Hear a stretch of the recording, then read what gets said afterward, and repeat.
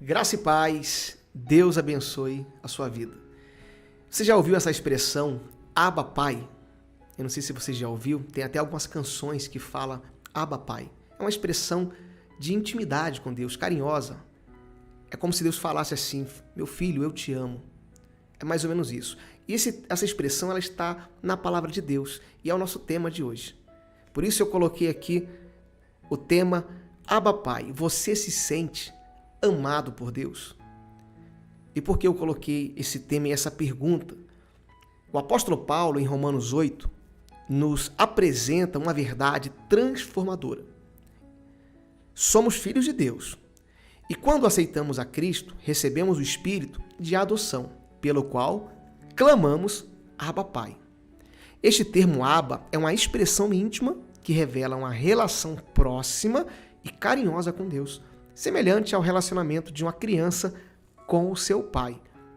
Mas na correria da vida e diante das lutas, podemos nos perguntar: eu realmente me sinto amado por Deus? E aí eu queria que você fizesse essa reflexão hoje. Queria que você pensasse: você se sente amado por Deus? Você sente que Deus ele ama a sua vida? Você reconhece isso? Você tem essa convicção, essa certeza? E por quê? Porque muitas pessoas se sentem rejeitadas por Deus, exatamente. Muitas pessoas se sentem abandonadas por Deus. Muitas pessoas sentem que Deus está longe, sendo que Ele está perto, sendo que Ele não rejeita ninguém, sendo que Ele está próximo e que Ele nos ama. Então, é preciso a gente ter esse senso crítico. Eu me sinto amado por Deus? Realmente Deus, Ele ama minha vida? Bom, a palavra de Deus vai declarar que Ele ama todos. Inclusive, Ele deu seu único filho por tão grande amor. Mas eu quero meditar aqui no texto de Romanos 8, do versículo 15 ao 18, onde Paulo ele vai realmente trazer esse entendimento. E eu tenho a certeza que hoje você vai sair daqui dessa palavra de fé fortalecido. Então, fique até o final, não pule nenhuma etapa, assista com calma, para que você realmente seja tocado pelo poder do Espírito Santo. Ok? Antes de eu ler o texto, eu quero aqui compartilhar com você o contexto dessa mensagem. Paulo ele escreve aos Romanos, essa carta aos Romanos, em um momento de grande perseguição e sofrimento para os cristãos. Ele os lembra de que, apesar das dificuldades, eles não estão sob mais o espírito de escravidão, mas foram adotados como filhos de Deus. Essa adoção não é apenas um título legal, mas traz consigo uma nova identidade, marcado pela intimidade com o Criador. A herança prometida é gloriosa, mas também implica em compartilhar dos sofrimentos de Cristo. Então, Paulo ele vai trazer aqui ao nosso entendimento, nesses versículos que vamos ler, que Deus ele nos ama, que Ele nos escolheu, que Ele tem uma obra em nossas vidas, mas isso não nos livra das dificuldades da vida, das situações adversas que surgem. Mas, ao mesmo tempo, nos mostra que, sofrendo com Cristo, também vamos gloriar com Ele, ou seja, vamos reinar com Ele. Então, essa palavra vai abençoar o seu entendimento. Vamos ler, então, Romanos 8, do versículo 15 ao 18. Eu vou colocar para você na tela. Diz assim o texto: porque vocês não receberam o espírito de escravidão, para viverem outra vez, atemorizados, mas receberam o espírito de adoção, por meio do qual clamamos Abba Pai. Por que ele está falando aqui desse espírito de escravidão? Naquela época existiam muitos escravos, mas além disso, ele está trazendo aqui de uma forma bem simples um entendimento que, quando nós recebemos o Espírito Santo, quando nós recebemos a presença de Deus em nossas vidas, nós somos livres. Nós temos a liberdade, nós temos realmente uma nova vida. Então entenda, você não recebeu o Espírito Santo para viver escravizado pelas forças do mal. Se você recebeu o Espírito de Deus, é para que você tenha liberdade. E quando você recebe o Espírito de Deus, quando você entrega a sua vida a Cristo, você entregou a sua vida, você então recebe ali o controle, o Espírito Santo começa a controlar o teu ser, porque você permitiu através de Cristo Jesus. Deu para entender? E ele continua a leitura, no versículo 16. O próprio Espírito confirma ao nosso espírito que somos filhos de Deus. É o Espírito Santo que confirma no teu coração que você é filho de Deus. E se somos filhos, também herdeiros. Herdeiros de Deus e co-herdeiros com Cristo. E se com ele sofremos, porque nessa vida temos lutas, temos aflições, para que também com ele sejamos glorificados. E aqui é um ponto importante. Se você passa por lutas, porque todo cristão passa por lutas, processos, dificuldades, tenha uma certeza no seu coração que também você vai ser glorificado, ou seja, você vai ser honrado pelo Senhor no momento certo, no momento propício, porque você está seguindo os passos de Jesus. E aí no verso 18 declara: porque para mim tenho por certo que os sofrimentos desse tempo presente, ou do tempo presente, não podem ser comparados com a glória a ser reveladas a nós. Ou seja, o reino dos céus, o reino que está preparado, a glória eterna para a minha vida e para a sua vida, meu irmão, não se compara com essa vida aqui nessa terra. Aqui nessa terra você chora, você tem um dia mal, você tem problema, não é verdade. Você enfrenta muitas dificuldades, mas nada disso se compara ao que o Senhor tem preparado. Então, vale a pena pagar o preço, vale a pena suportar o processo, vale a pena ficar firme e entender que você é filho de Deus, entender que o Senhor te ama. Eu quero aqui hoje declarar para você: o Senhor ama a sua vida, o Senhor ama você, Ele tem amor por você, mas você precisa entender isso. E diante das lutas e problemas que surgem, você não desanimar, mas ficar firme na fé. Ok? Então eu separei aqui 3 pontos importantes para compartilhar com você aqui nessa mensagem de fé de hoje. Primeiro, compreender a sua identidade em Cristo. Primeiro ponto importante que esse texto vai aqui nos ensinar. A primeira aplicação é refletir sobre a nossa identidade como filhos de Deus. Quando entendemos que somos adotados, deixamos de lado qualquer sentimento de rejeição ou inferioridade. Observe bem isso. O Espírito, como diz o texto, nos adotou. Como diz a palavra, Abba Pai. Nós somos adotados, somos herdeiros e co-herdeiros com Cristo. Então, se Ele nos adotou, o próprio apóstolo João aqui nos dá uma referência. Veja que grande amor o Pai nos tem concedido a ponto de sermos chamados filhos de Deus. E, de fato, somos filhos de Deus. Por essa razão, o mundo não nos conhece, porque não o conheceu. Então você precisa entender a sua identidade. Quem você é em Cristo? Eu faço mais uma pergunta para você, meu irmão, minha irmã, você que está aqui me assistindo, me ouvindo. Quem você é em Cristo? Você é filho de Deus. Se você se entregou a Cristo, então você é filho de Deus. Você realmente é um filho, uma filha de Deus. A palavra é bem clara. O Pai, Ele nos concedeu esse amor, esse objetivo, esse privilégio de sermos filhos de Deus. Então entenda a sua identidade. Quem você é em Cristo tem que estar dentro do seu coração. Você precisa entender. Não, você é filho de Deus. Então um problema não pode tirar essa certeza do seu coração. Uma aflição, uma luta não pode tirar isso de você. Você não pode desistir porque você é filho de Deus. Filho de Deus não desiste, filho de Deus fica firme.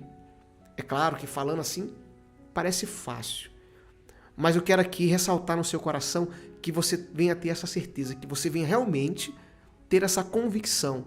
Você é filho de Deus. E se você é filho de Deus, você é amado por Deus, o Pai, Ele te ama, Ele tem um propósito, um plano na sua vida.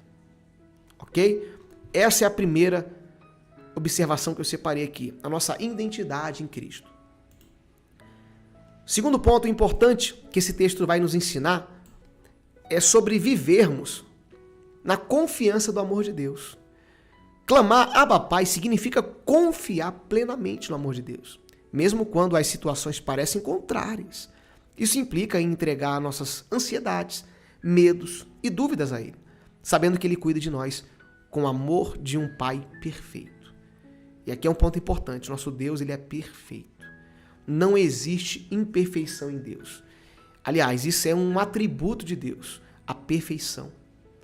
E aí aqui Pedro vai declarar, lance sobre Ele todas as suas ansiedades, porque Ele tem cuidado de vocês, ou seja, seus anseios, suas preocupações, suas aflições.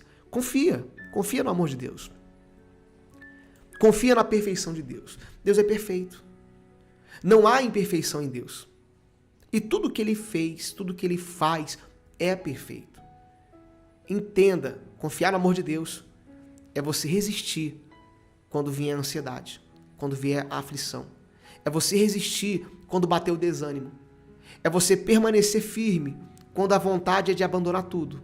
É você caminhar quando a vontade é de parar de caminhar. É você realmente olhar para Cristo quando a vontade é de abandonar o barco, como dizem aí fora. Então, entenda, confie no amor de Deus. Você é filho de Deus, o Pai ama você, confie nesse amor.